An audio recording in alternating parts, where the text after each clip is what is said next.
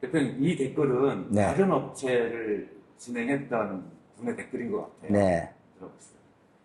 신랑들이 올바른 선택을 할 수 있도록 올바른 정보를 제공하면 됩니다.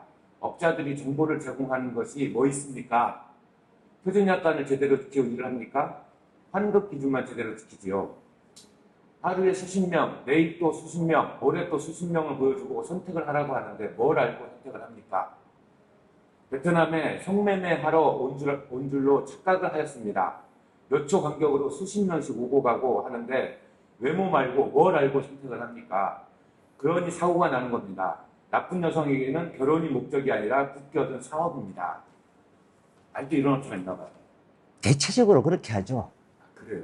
대체적으로, 뭐, 오늘 예를 들어서 뭐 15명, 20명, 뭐 25명, 뭐 이라고 신부들 쭉 오면 신랑이 보고, 마음에 안 들어요? 하면 가고, 또 새로 가고, 이렇게. 업체 사장이 신부를 일단은, 안 해요? 아니, 일단은 신랑이 마음에 든다 하는 사람을 이제 그때부터 그 신부에 대해서 좀 알아보고 이렇게 하죠. 그러니까, 자, 마음에 드는 사람이 있다. 신랑들 입장에서는 너 할락하니 자꾸 미안한 것도 많고, 이런 시스템이죠.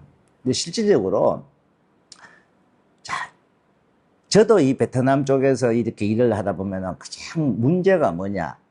신부를 예를 들어서 우리가 모집한 신부들도 있고, 만약에 정절할 때는 사실 막마다 다른 마담 쪽에서 일부, 부탁을 해서 말씀을 볼 수도 있어요. 그러면은, 저는 처음에 오면 신랑을 안 보여줍니다. 내가 면담을 한단 말이에요. 그게 불만이에요. 전부 다. 왜? 신부들이 신랑 얼굴도 못 보고 그냥 사장님만 퇴짜 먹고 왔다 이거라. 응? 그거였죠. 그래서 어떨 때 우리 쪽 신부가 뭐 선택이 안 돼서 이렇게 하다 보면 그 다음날 딴 쪽, 마담 쪽을 부를 때도 있단 말이에요. 그걸 부르다 보면 어떨 때는 그게 싫어서 안 보는데 왜? 자기들 쪽에서 선택을, 예를 들어서 그쪽에서 뭐 한 7명이 있는데, 8명이 있는데, 하고 이래 보내주면은, 신랑을 보고, 근데 어떤 문제가 또 있냐면, 내가 왜 또 그렇게 생각하는지.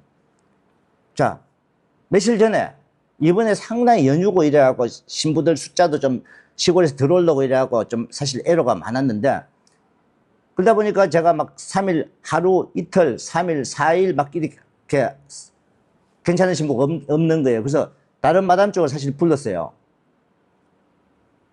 신랑이 예를 들어서 50이야. 근데 18, 19이 6명 왔는 중에 5명이 18, 19이야. 아, 마담이 보낸 신부. 그러면 처음에 내가 물었어요. 니네들 신랑 몇 살인 거 알고 왔냐? 뭐 전부 몰라요, 라요. 그냥 보내고. 그냥 막 보내니까 이게 문제잖아요, 그것도. 응?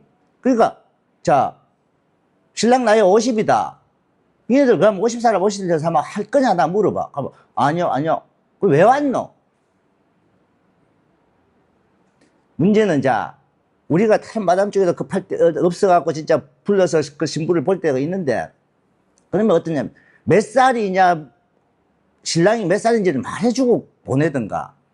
그냥 뭉청 보내놓으면은 차비받고, 뭐 이러니까, 그러면 그렇게 한 번 왔다 그러면요, 기본적으로 한 팀하고 택시 타고 오고 마담 수고비, 그쪽 수고비 쪽으로 얼마를 줘야 돼. 그래야 보내. 그러면 그 카드를 떼고 나서 실제 저거 뭐 나한테 우리가 원하는 나이대 조건대로 맞춰보면 한 명밖에 없다. 그러면 한 명 같으면 우리가 저가 해서 돈을 뭐 100만 동 주세요 한다고 100만 동 줘? 안 준단 말이에요. 그러니까. 그래서 대체적으로 오면은 신랑들을 다 만나게 해.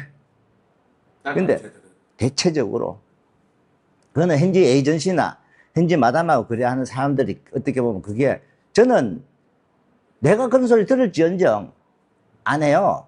내가 먼저 만나보고 오늘 좋다. 신부가 몇십 명 왔어. 그럼 그 중에서도 내가 만나보고 이 신랑하고 만난 사람 그 숫자만, 그거 몇 사람, 그 중에서 나중에 천수 한 명, 두 명을. 그러다 보니까, 자, 오늘 선택이 안 됐어요, 예를 들어서. 그 다음날, 보다 보면, 그 다음날에 신랑이 한 명도 못 볼 때도 있어요. 왜?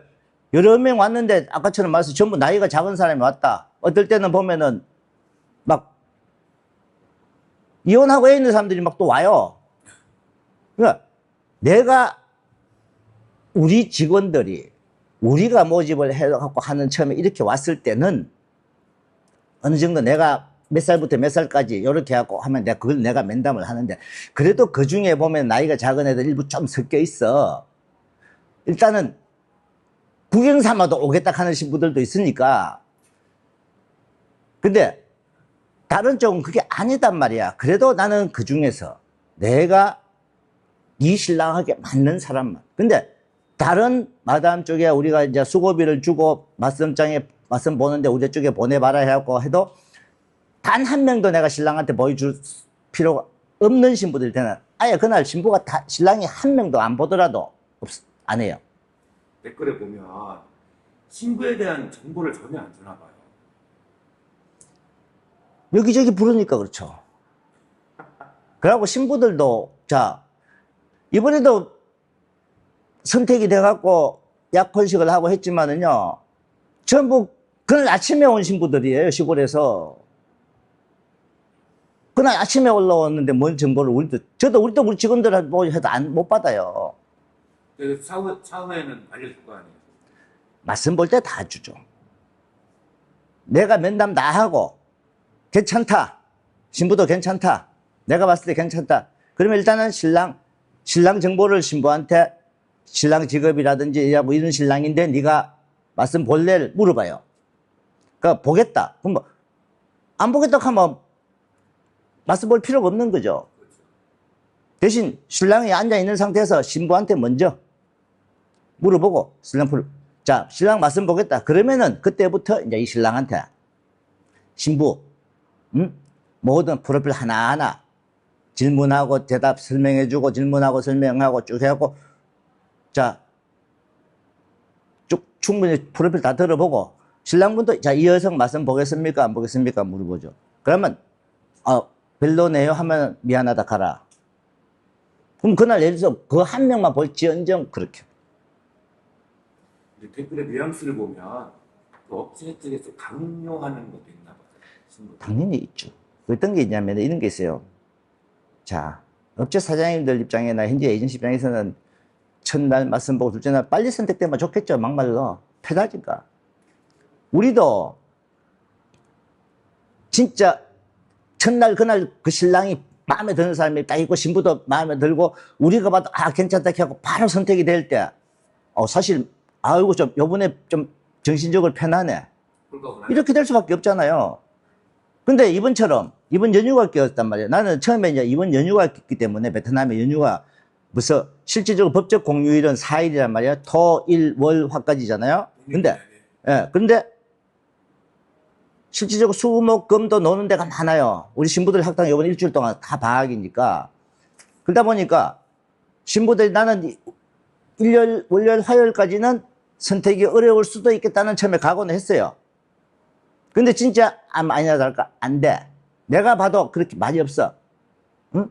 그래서 이제 수요일 되면 연휴가 풀리니까 왜 그러냐면 이 연휴 때 그러면 어떻게 생각? 한국 사람들이 연휴 때 더 많이 오는 거 아닙니까? 대부분 한국 사람들이 그렇게 아니고 여기 연휴 때는요 가족들이 모인단 말이야. 자기 가족들이 모여. 여기는 가족들이 모여서 이렇게 하는 게 많잖아요. 연휴고 막 이럴 때. 그러다 보니까 가족들 모이는 것보다 말씀 보는 거 좀 미루면 된다 이런 개념을 가 있단 말이에요.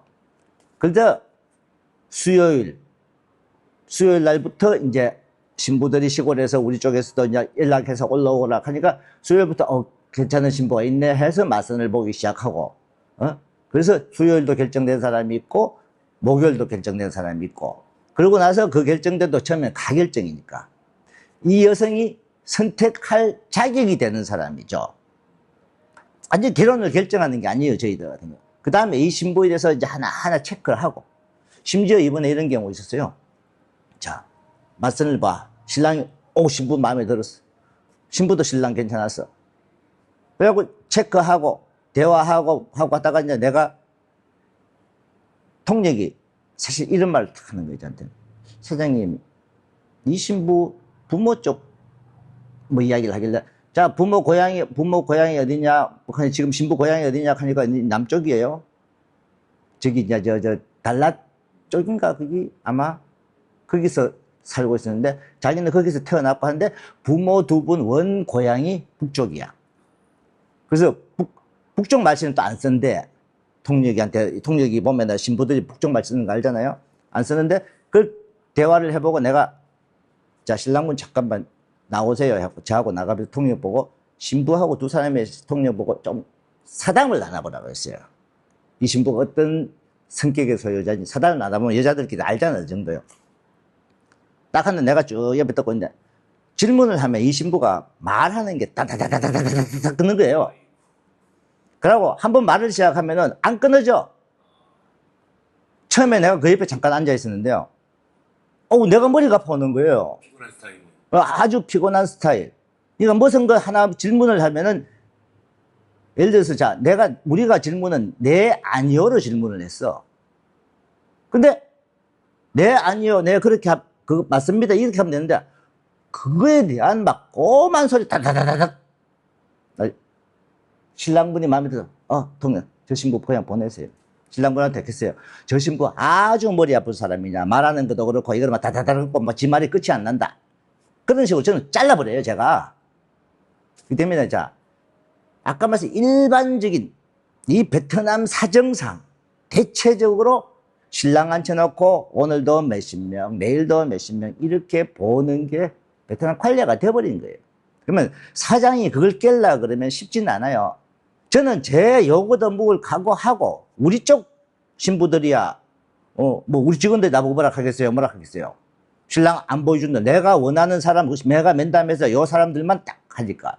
그러면 다른 마담 쪽도 그 말이 나오는 거예요. 그 말 나오든 말든 나는 그냥 싫으면 그냥 보내라 합니다. 내가 면담하는 거 먼저 하는 거 싫으면은. 근데 그렇게 요구도목을 각오하면서 마담 쪽에는 그런 요구도목을 각오해서 하는 사람들이 많이 없죠. 왜 그러냐면 사실 신부를 공급해 주는 데가 끌려가잖아요. 어쩔 수 없는 상황이라는 건 구독자분들이 알고 계시면 됩니다. 어쨌거나 이런 업체의 관행들은 바꿔야 되는 거죠. 바뀌지 않죠. 왜냐면 신랑들이 왔을 때 여성들 말씀 보는 게 더 중요하잖아요. 근데 그 많은 신부들 다 신랑들 앉혀놓고 다 보라 하니까 신랑들이 머리가 아프죠. 그러고 막 가도 돼요 말하기도 부끄러워하는 신랑분도 많고.